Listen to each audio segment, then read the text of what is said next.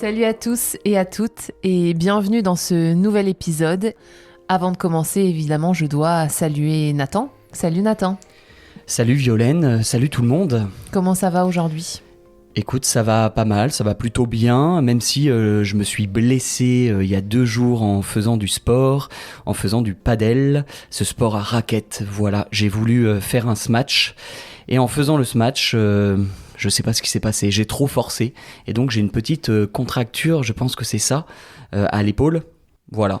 Ouais, je pense que c'est ça. Et pour te soigner, plutôt te soulager, tu mets un peu de baume du tigre. On dit ça en français. C'est un baume un peu traditionnel qui chauffe un peu la zone. Ça chauffe, je mets ça. Je sais pas si c'est un effet placebo ou pas. Mais en fait, je pense que la meilleure solution, c'est juste de se reposer, de ne rien faire et de ne plus faire de sport pendant une dizaine de jours. Voilà, du repos. Ok, et mais... toi ? Bah écoute, moi, tout va bien. Moi, je ne me suis pas blessée en faisant du sport, donc ça va. Et le plus important, c'est que tu puisses faire ce numéro de podcast avec moi aujourd'hui. Aujourd'hui, on va vous parler d'un sujet qui est né, encore une fois, d'une observation, de toutes les petites observations qu'on fait au quotidien en France. On va vous parler de l'écologie et surtout, Nathan, Surtout de comment l'écologie en fait a changé notre quotidien en France, parce que nous on a tous les deux plus de 30 ans, Violaine. Pas besoin de le rappeler à chaque épisode. Non, les gens le savent maintenant, commencent à le savoir, mais c'est vrai qu'on remarque depuis donc une trentaine d'années des changements et ça part donc d'une analyse perso, mais qui est aussi partagée par plein de gens, et on le verra notamment avec des chiffres, hein, c'est quelque chose de sérieux. Mais voilà, c'est vrai que l'écologie, depuis plus de 20 ans, petit à petit, prend de plus en plus de place dans notre quotidien. Et donc on va parler aujourd'hui déjà pour commencer quand même des petits gestes du quotidien qui ont changé, qui rythment maintenant notre quotidien. Je crois que le plus important et celui par lequel on va commencer, c'est le tri des déchets. Ouais, le tri des déchets, c'est vrai. Quand on parle des déchets, on parle surtout des poubelles. On a différentes sortes de poubelles en France. Déjà, on peut parler de notre cas personnel à Nîmes, de comment ça se passe le recyclage des déchets, parce que c'est un peu particulier, je crois. En tout cas, moi, j'avais jamais vu ça en France. Donc, en gros, on doit trier nos déchets. Donc, d'un côté, les déchets organiques de la nourriture, et de l'autre côté, dans des sacs poubelles bleus transparents, on doit mettre les emballages, donc en plastique et en carton. Mais le truc un peu particulier, c'est que c'est ce sac poubelle bleu qui contient les emballages, on peut le sortir que 2 fois par semaine. C'est le mardi et le vendredi, et on doit le mettre au pied de notre immeuble. C'est ça, juste devant la porte. Ça veut dire qu'en fait, quand on se sert d'un emballage plastique et qu'on veut le jeter directement, on ne peut pas vraiment le faire. Il faut le stocker chez soi, le garder. Alors nous, on essaye de le mettre dans la cuisine, dans un placard, en gros, dans une poubelle, avant de pouvoir sortir tout ça au bout de 2 ou 3 jours, comme tu as dit. Mais donc, tous les jours, en tout cas, il y a bien un moment où notre rue, il y a plein de poubelles qui sont sorties. Donc voilà, c'est assez particulier. C'est pas partout pareil. C'est pas pareil dans toute la France. Mais à Nîmes, ça se passe comme ça. Bon, alors le fait que les sacs bleus soient transparents, ça encourage un peu à bien trier ses déchets. Mais bon, honnêtement, moi, quand je sors, par exemple, le mardi soir et que je vois un peu le contenu des sacs transparents, bon, le tri n'est pas toujours fait parfaitement. Non, c'est pas toujours fait parfaitement, mais je vois quand même une évolution. Voilà, depuis 20 ans, c'est vrai qu'il y a 20 ans, quand j'étais plus petit, le tri n'existait pas, ou c'était le début un peu de ce tri sélectif, comme on dit.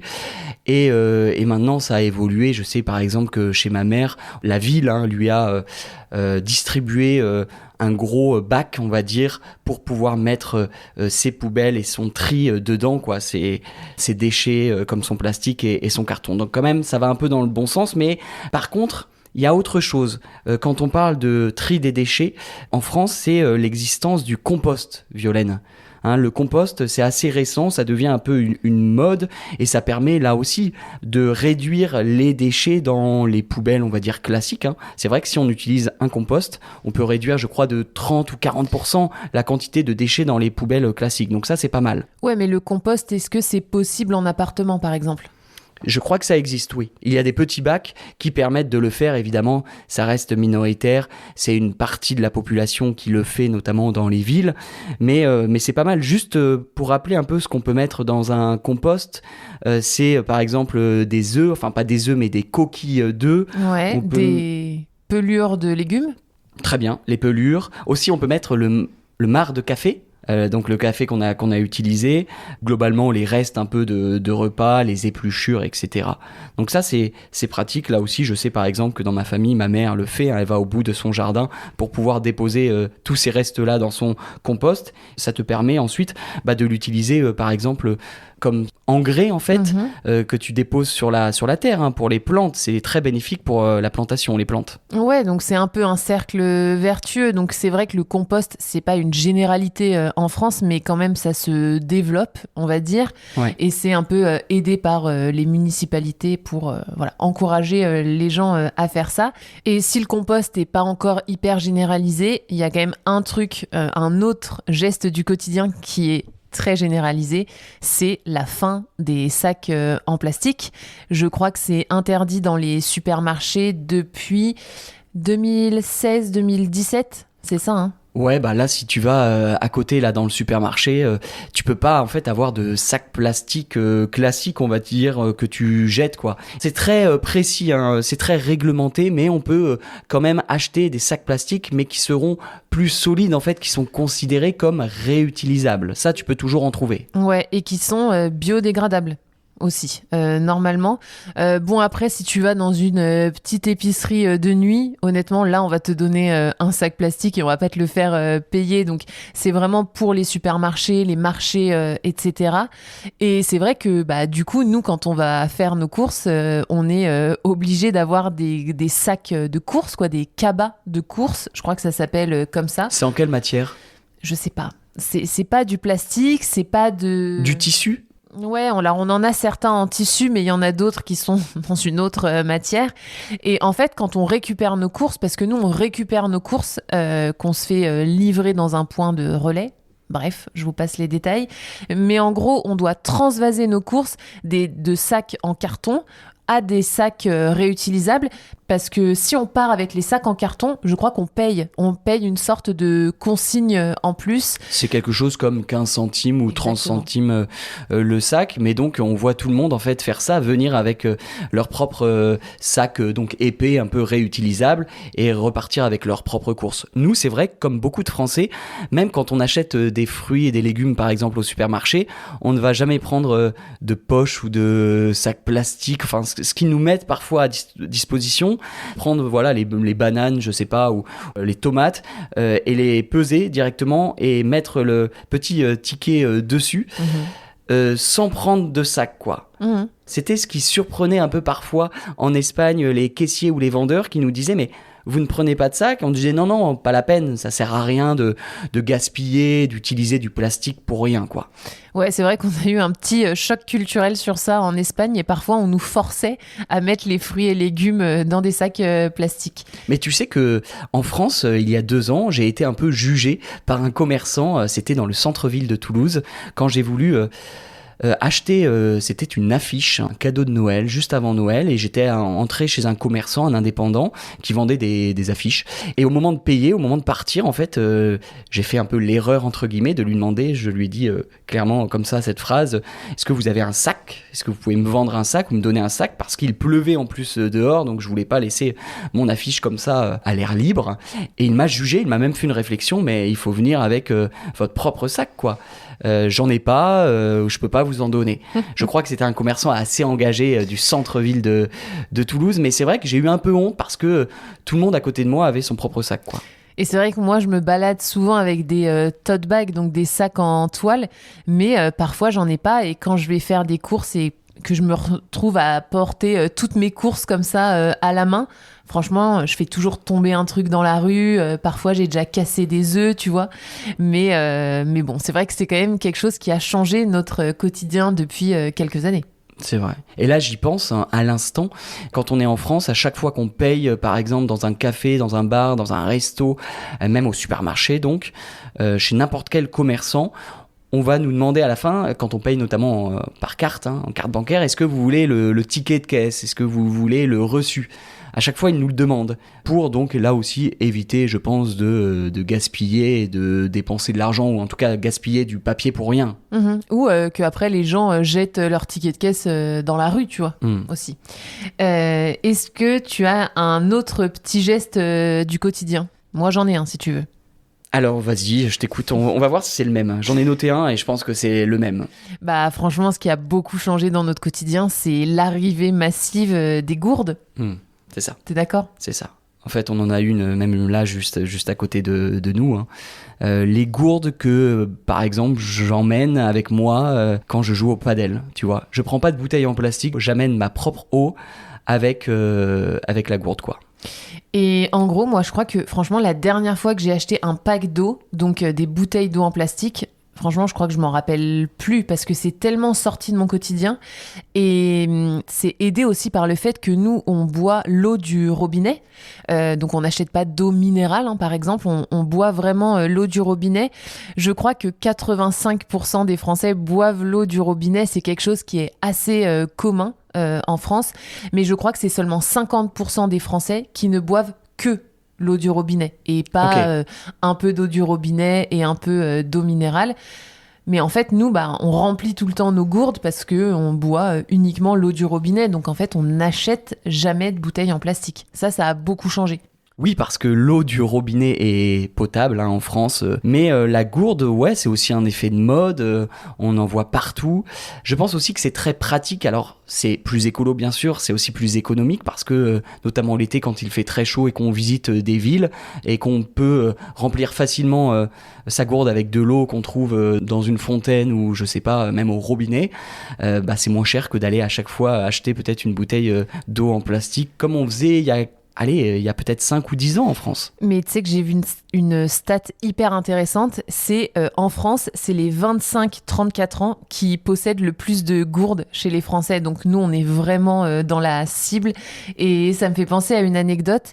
Je sais pas si tu te rappelles, mais il y a quelques semaines, on a assisté à un match de tennis dans les arènes de Nîmes. Et en fait, avant de rentrer donc dans les arènes, il y avait des contrôles. Donc on nous fouille et on décide si on peut rentrer ou pas. Et en fait, il y avait une table avec toutes les gourdes qui ne pouvaient pas rentrer parce que on considère que c'est un projectile qu'on pourrait jeter sur les joueurs. Et il y avait une immense table avec plein de gourdes. Au moins une cinquantaine de gourdes qui étaient présentes sur cette table. Et qui attendaient le retour de leur propriétaire après le match. Et je peux te partager la même anecdote dans mon club de sport de padel où il y a quelques jours, le président, je crois, du club nous a partagé sur la conversation WhatsApp privée du club une photo avec plein de gourdes qui avaient été aussi oubliées par les joueurs. Là, on va dire que ça se généralise aussi et que ça entre dans notre quotidien. Rien que toi, tu m'as offert une gourde, je crois, ou deux, que j'ai d'ailleurs perdues. Ouais, on les compte plus, les gourdes que tu as perdues, mais moi aussi, on m'en offre parce que j'en perds ou j'en oublie pas mal. Et c'est pratique, les gourdes, juste pour rappeler quand même que quand il fait chaud, alors c'est important d'acheter une gourde qui est isotherme, qui qui conserve le froid, si tu veux du froid, ou qui garde le chaud, si tu mets du café, par exemple. Je crois que ça se conserve, ça reste peut-être 12 heures ou 24 heures. Mais ça, c'est bien mieux qu'une simple bouteille d'eau en plastique. Donc voilà. Bon, et puis on va pas trop les mentionner, mais dans notre quotidien, dans l'appartement, on fait aussi attention. Genre, on éteint la lumière dès qu'on quitte une pièce, on économise l'eau quand on se douche. Ça, bon, pas besoin de le mentionner. Honnêtement, est-ce que tu le fais vraiment pour la planète, toi ? Est-ce que tu éteins la lumière en te disant « je vais sauver la planète grâce à mon petit geste » ? Est-ce que je le fais pour la planète ou pour les factures ? C'est ça. C'est ça ta question ? Les deux. Moi, honnêtement, là, je le fais plus pour les factures, notamment parce que le prix de l'électricité est assez élevé et cher en France, l'hiver particulièrement. Donc, j'ai pas ce réflexe parce que je sais que c'est évidemment très anecdotique, même si, évidemment, que si tout le monde le fait, ça aura un effet positif. Mais non, moi, je dois te dire mon avis, être sincère avec toi, c'est pas vraiment pour la planète que je le fais. Mais ça, tu vois, éteindre la lumière en partant, par exemple, en quittant une pièce, je l'entends en fait depuis tout petit. Ma grand-mère a toujours dit oh, l'électricité coûte cher. C'était toujours ce rapport au prix plutôt. Donc elle me disait oh, éteins la lumière quand tu pars, quand tu quittes une pièce. Donc voilà, c'est un réflexe, on va dire une habitude, mais pour moi, c'est pas nouveau quoi depuis quelques années. Ouais, et puis nous, on n'est pas non plus du genre à faire nos propres produits ménagers comme certains le font, etc. Donc nous, on n'est pas jusque-là. Donc c'est peut-être plus pour les factures, t'as raison. Par contre, ma mère fait sa propre lessive depuis peu. Voilà. Elle a des convictions assez écolo. Mais là, par contre, je crois que ça reste encore minoritaire. Ouais, bah parce qu'on va quand même avoir tendance à privilégier les gestes éco-responsables qui sont simples à mettre en place, tu vois, qui sont pratiques. Sinon, ça prend trop de temps. Donc voilà, tous ces gestes en fait, Violaine, bah, c'est vrai qu'ils semblent anodins, mais ça traduit quand même un vrai changement de mentalité. Et il y a, c'est vrai, je pense, une vraie révolution en fait dans la consommation. Mais attends, avant ça, on fait une petite pause. Parce qu'on a une question pour toi. Est-ce que tu comprends tout ce qu'on dit ? Est-ce que tu es sûr de vraiment tout mémoriser ? On ne va pas te mentir, pour vraiment améliorer ton français, tu dois nous écouter activement.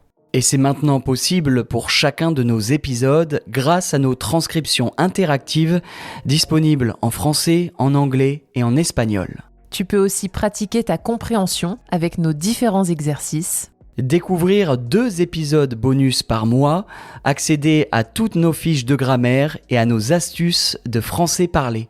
Et tu peux même discuter avec nous et d'autres étudiants du monde entier quand tu veux sur notre groupe WhatsApp privé. Bah ouais, parce que pratiquer un peu tous les jours, c'est indispensable pour progresser. Alors, pour nous rejoindre, c'est facile, un seul site, patreon.com/FrenchWithPanache. Et en plus, tu peux tester tout ça gratuitement pendant 7 jours. Bien sûr, on te met toutes ces infos dans la description.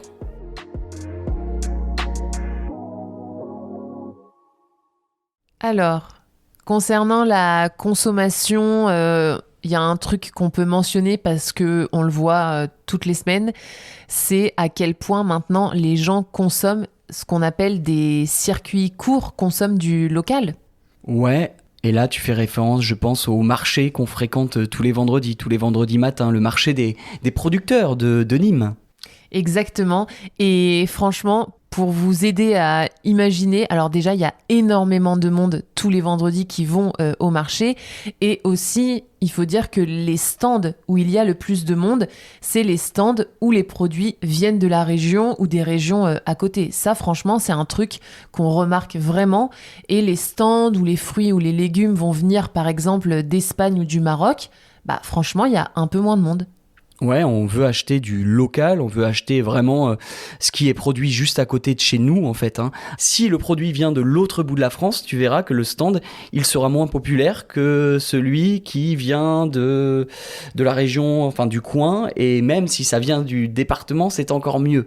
Alors on peut se demander pourquoi. Est-ce que c'est pour soutenir juste le producteur qui vient du coin ? C'est une forme de patriotisme un peu local, régional ?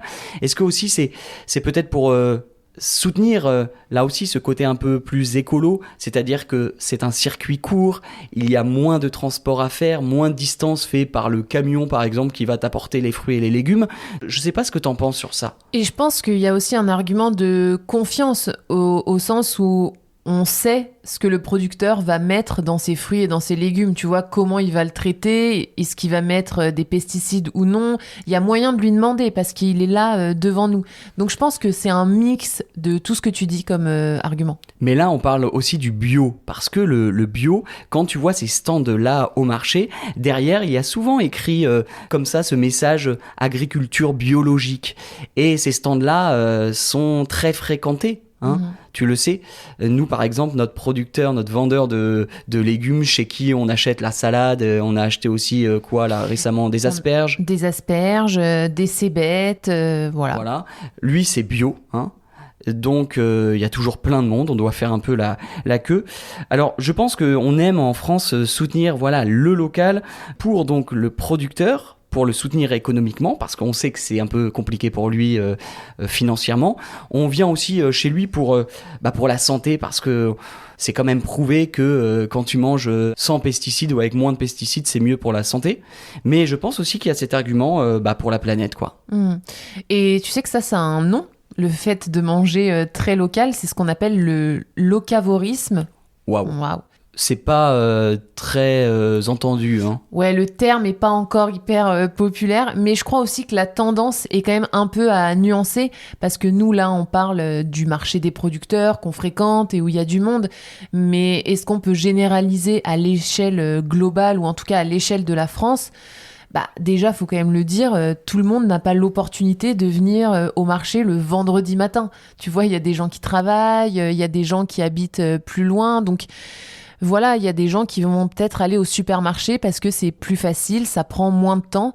Et voilà, c'est pour ça que je voulais juste apporter une petite nuance sur cette tendance. Bien sûr, mais déjà, il y a pas mal de marchés aussi le samedi et le dimanche, hein. En France, c'est quand même quelque chose qui existe et qui est très fréquenté, où il y a beaucoup de monde. Il y a des chiffres, par contre, une chose qui est sûre, c'est que le bio, le secteur bio, il a explosé en France ces dernières années. J'ai vu d'ailleurs une statistique passer, il a doublé même en France sur ces 10 dernières années, et la France est l'un des plus gros producteurs, de bio en Europe. Donc, c'est pas généralisé, on va dire, mais il y a une vraie évolution dans ce sens-là, depuis le début, on va dire, du 21e siècle, ou au moins depuis 15-20 ans. Ouais, on va dans le bon sens, quoi. C'est ça. On peut peut-être avancer avec Violaine une observation que j'ai faite là récemment. C'était il y a quelques jours, le week-end dernier, quand on est parti pour passer quelques jours dans une ville voisine à seulement 30 minutes, une ville qui s'appelle Montpellier. Il y a une chose qui m'a un peu sauté aux yeux, qui m'a surpris. Ça concerne la végétalisation des villes. Ce n'est pas facile à dire, mais en gros, tout simplement, quand on est allé à Montpellier le week-end dernier, j'ai vu du vert partout. Ouais. Du vert partout, surtout aux abords de la ville, hein, c'est-à-dire autour de la ville, quand on arrive en voiture, tout est vert, ils ne tondent plus, donc ils laissent pousser les mauvaises herbes.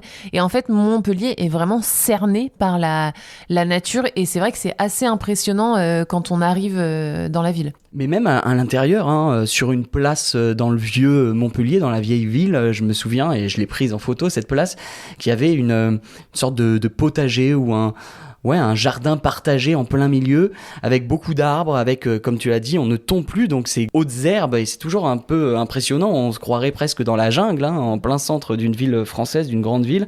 Ça, c'est agréable, ça, c'est vraiment récent, parce que c'est la même chose à La Rochelle, hein. Maintenant, depuis quelques années, le maire a décidé de ne plus tondre les espaces verts, on laisse l'herbe pousser, et puis c'est visible là au printemps, et ça, il y a 10 ans, on préférait tondre pour avoir des pelouses magnifiques, parfaites, tu vois.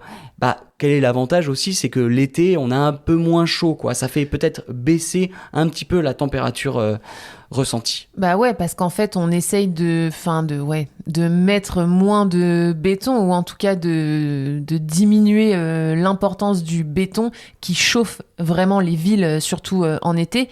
Et on va même créer aussi des éco-quartiers, donc des quartiers où il y a énormément d'espaces verts. C'est aussi le cas à Montpellier, avec un quartier qu'on a visité qui s'appelle Port-Marianne. Magnifique quartier. Ouais, mais en fait, on a vraiment l'impression que dans pas mal de villes, on veut que la nature reprenne ses droits. Et je crois que ça va de pair quand même avec le fait que beaucoup de grandes villes maintenant sont gérées en France par des maires écolos. C'est vrai, quand tu fais un peu le bilan, le constat, on a le maire de Bordeaux qui est membre du parti vert, des écolos. Je crois qu'on a le maire de Lyon aussi. Évidemment. Que tu connais mieux, parce que tu es originaire de cette très belle ville. Marseille aussi ?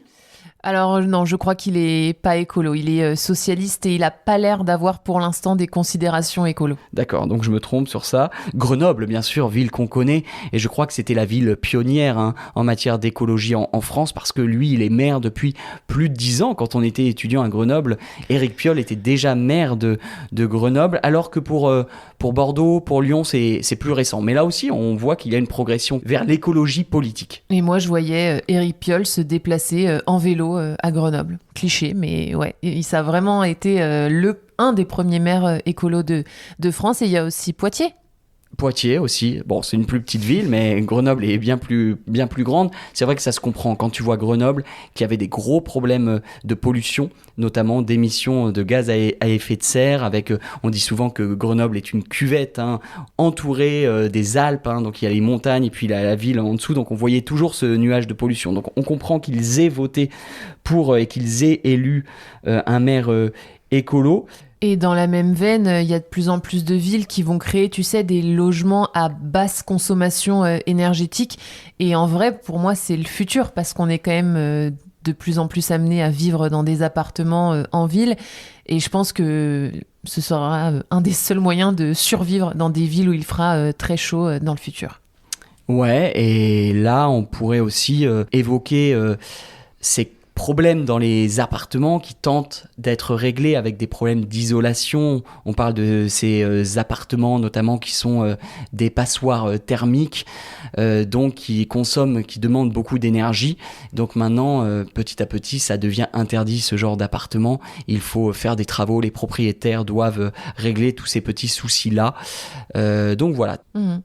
Mais là, on parle quand même de changements que nous, on estime positifs, qu'on observe, etc.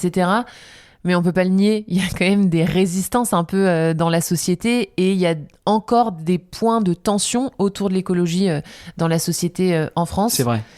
Et franchement, une des plus grosses crispations, on en parlait juste avant de faire l'épisode, c'est quand même autour de la voiture. Alors j'ai dit autour de la bagnole quand on en parlait ensemble, qui est le mot familier pour parler de la voiture. Est-ce que tu le ressens ça ?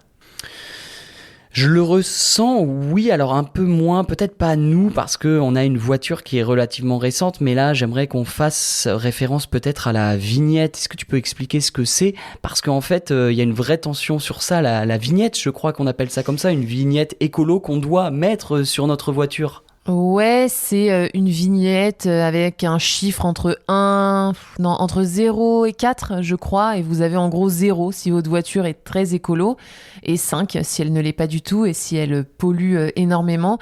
Et en fait, maintenant, pour rentrer dans les plus grandes villes de France, ou en tout cas pour stationner notamment dans ces grandes villes, il faut une vignette écolo, donc peut-être entre 0 et 2, je sais pas, et ça pose problème pour les gens qui ont des voitures qui sont très polluantes et qui n'ont pas les moyens, en fait, de racheter des voitures plus performantes écologiquement. Et donc, évidemment, ça crispe autour de ça.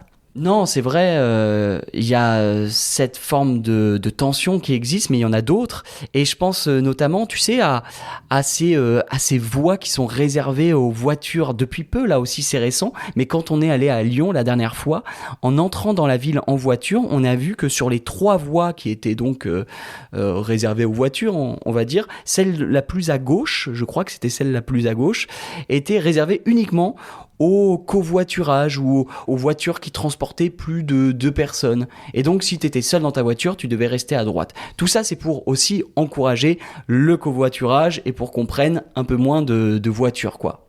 Mais ça crée, par exemple, pour les personnes qui voyagent seules, ils vont être plus amenés à se retrouver dans les bouchons, dans les embouteillages, etc. Mais mentionnons quand même que Lyon a réussi à faire diminuer la pollution atmosphérique, même si, il y a des gens qui sont pas hyper contents de la praticité en ville.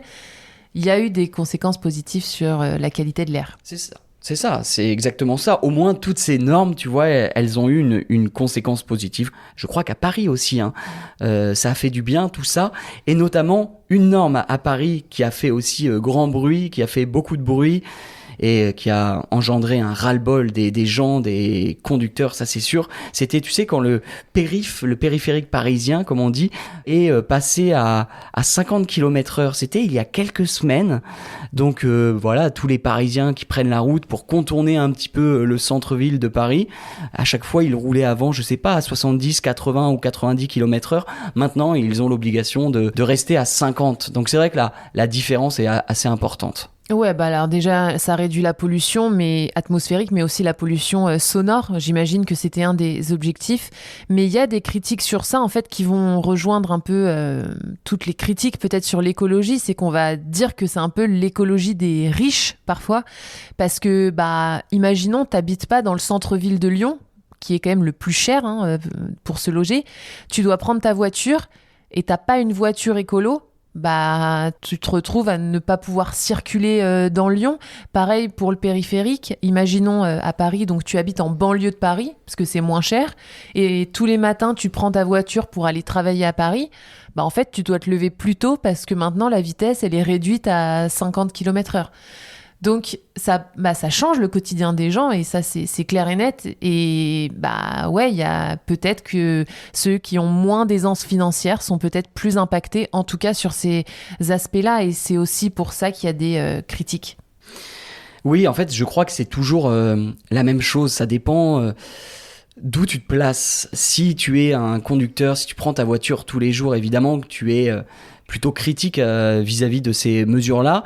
Si tu es piéton, si tu es cycliste ou touriste même, tu te balades dans un centre-ville comme Paris ou comme Lyon, c'est plutôt agréable de voir des zones qui deviennent piétonnes, des zones qui te sont réservées, où tu peux marcher tranquillement sans prendre le risque, sans avoir le risque de te faire percuter ou renverser aussi par une voiture, pour mieux respirer aussi. C'est vrai que parfois quand tu voyages, nous on a visité certaines villes dans le monde, certaines capitales, où quand tu sortais de la voiture, tu sentais cette pollution. Sans compter aussi, sans parler des risques à long terme pour la santé. Quand tu vis à Paris 50 ans ou que tu travailles à l'extérieur, dans les chantiers par exemple, c'est prouvé, plus de risques de développer une maladie cardiovasculaire ou d'avoir un cancer. Ouais, il y a aussi beaucoup de critiques parce que les villes comme Lyon ou Paris veulent étendre en fait leur zone piétonne où il y a seulement des piétons et plus de voitures. Et oui, évidemment, c'est hyper agréable. Et nous, en plus, on est des citadins, on habite dans un centre-ville, mais tout le monde n'a pas les moyens d'habiter dans le centre-ville de Lyon, dans le centre-ville de Paris. Donc, il va peut-être falloir trouver des compromis ou trouver des solutions pour le logement, pour le rachat des voitures qui polluent trop, je sais pas. Mais va falloir trouver des solutions. Peut-être donner des aides aussi, on aime bien ça en France, mais pensez à ces gens-là, comme tu dis, qui n'ont pas les moyens, pour ne pas créer un peu, pas des ghettos, le mot est fort, mais avoir des quartiers réservés aux riches, comme tu dis, où les plus pauvres ou les plus modestes ne peuvent pas aller. Est-ce qu'on a terminé, Violaine, parce que le temps file?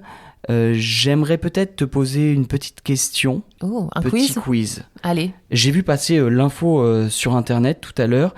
Est-ce que tu connais la capitale européenne la plus verte?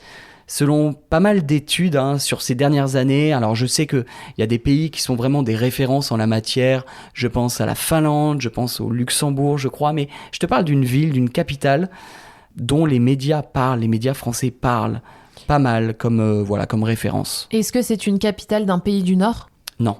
Oh. C'est un peu plus à l'est, on va dire, de la France, de Lyon notamment. C'est pas si loin que ça. Est-ce que c'est Vienne, en Autriche? Non, mais on n'est pas loin, on se rapproche. Ah, je sais. On n'a pas vu un reportage dessus? C'est en Slovénie? C'est ça. Ouais, Ljubljana. Ljubljana, exactement. Apparemment, c'est une référence, notamment en matière de tri des déchets. Voilà, donc si certaines personnes nous écoutent depuis la Slovénie, vous pouvez peut-être nous confirmer ou affirmer ça. Mais on est curieux de savoir. Peut-être, Violaine, qu'on peut faire donner quelques conseils, faire des suggestions de villes à visiter en France qui sont vertes. On en a un peu parlé tout à l'heure. Comme ça, tu dirais quoi? Bah moi, depuis qu'on y est allé, je conseille évidemment Montpellier. Pour la nature, vraiment. Pour la nature environnante et pour toutes les pistes cyclables qu'ils ont installées en ville et qui permettent de sortir très facilement de la ville pour aller au bord de la mer. Donc ça, c'est vraiment incroyable. Lyon, j'ai envie de vous dire, si vous arrivez en train, voilà, vous pouvez visiter Lyon de manière piétonne. Toi, t'y es allé il y a pas longtemps? Ouais, mais si on reste sur le côté nature, je pense, honnêtement, je dirais d'autres villes. Lyon est pas mal, mais si vous aimez vraiment voir du vert, Nantes. Nantes est assez écolo. Il y a la Loire et tu sais on peut se balader pendant, je crois, une vingtaine de kilomètres à vélo ou à pied le long de la Loire. Ça, c'est pas mal. Grenoble aussi. Et puis La Rochelle. La Rochelle, c'est vrai, est une référence. La Rochelle était l'une ou la première ville dans les années 70 ou 80 à avoir adopté des vélos en libre service. Donc c'est pas mal. Et puis j'ai vu un classement passer, je dois le dire, même si je ne connais pas bien la ville. C'est la ville d'Angers, je crois, qui a été élue ville la plus écolo de France ou la plus verte de France. Je crois que c'est chouette, ça devient à la mode, mais moi je connais pas du tout. Moi, je connais pas non plus, et peut-être que c'est lié à son côté écolo, mais Angers a été élue, je crois, ville ou l'une des villes les plus agréables où vivre en France en 2025. C'est certainement lié, hein. À mon avis, les critères sont proches, sont semblables ou similaires. Bon, je crois qu'il est temps de vous laisser. Encore une fois, on aurait pu parler plus longtemps, mais là, je vois Nathan qui fait des mouvements pour son bras, donc je sens que la douleur commence à être trop forte. Je souffre, je vais aller faire des petits étirements. Bon, je vais te libérer, je vais vous libérer vous aussi. Merci à tous et à toutes de nous avoir écoutés jusqu'au bout. Laissez-nous un petit commentaire sur Spotify pour parler de votre vie quotidienne, comment a-t-elle été impactée par l'écologie, et en attendant, on se retrouve comme d'habitude dans 2 semaines. Ciao ciao.